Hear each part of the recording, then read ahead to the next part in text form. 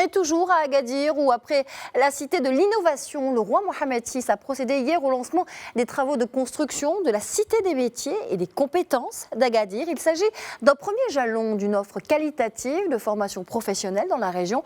Pour en savoir plus sur cette cité de l'innovation, je vous propose d'écouter Youssef Chikri, il est directeur de la communication de l'OFPTT.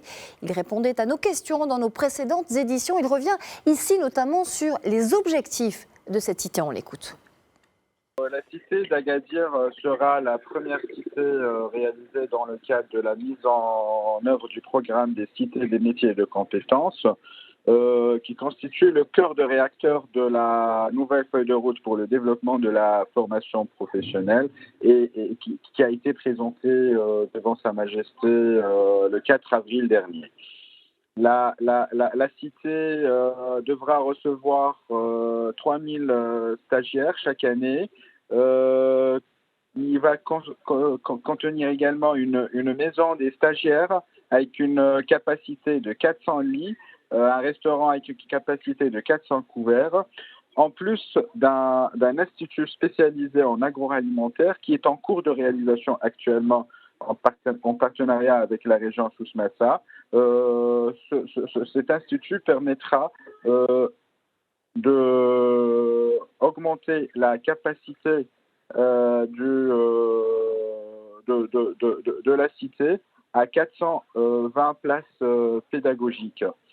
L'offre de formation qui sera dispensée par la cité Souss-Massa a été définie en concertation avec les professionnels dans le cadre de commissions sectorielles. Chaque secteur, donc on a travaillé avec les professionnels pour définir quelles sont les familles métiers, mais aussi quelles sont les filières à adresser, mais également à travers les acteurs régionaux, notamment dans le cadre de restitutions régionales.